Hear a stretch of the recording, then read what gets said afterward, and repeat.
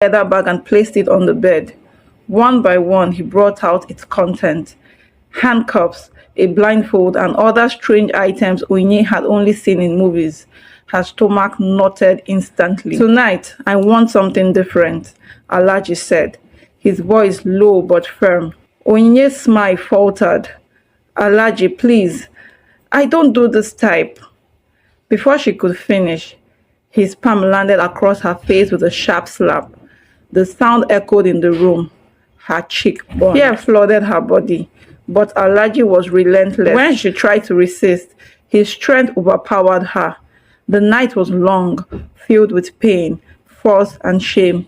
By the time it was over, Onyinye lay bruised, trembling, and broken.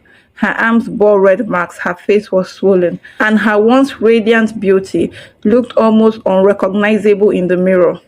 She wanted to cry, to run, to scream, but on the bedside table sat an envelope, fat with cash, 500,000 naira. When Alhaji left, she dragged herself to the mirror again. She barely knew the face staring back at her, bruised, swollen, haunted, yet her trembling hands still reached for the money. Back in Enugu, Mama Fresh welcomed her with excitement. "Well done, Onyinye," she clapped. "You see, the bigger the men, the bigger the reward. Don't mind the pain, it will heal, but the money will change your life." Onyinye forced a laugh, hiding her scars under her makeup. She told herself she was strong, that this was just the price of luxury. But deep inside, a seed of fear had taken root. For the first time, Onyinye wondered if this life she had chosen would one day destroy her completely. Onyinye thought she had seen it all, but life in the city still had darker paths waiting for her. After the Abuja incident, she tried to recover, but trouble found her again. During one of her trips to Lagos, she was caught in a storm she didn't expect. The wife of a wealthy businessman had walked in on them in the hotel room. Before Onyinye could even cover herself, the woman pounced on her with blows and slaps.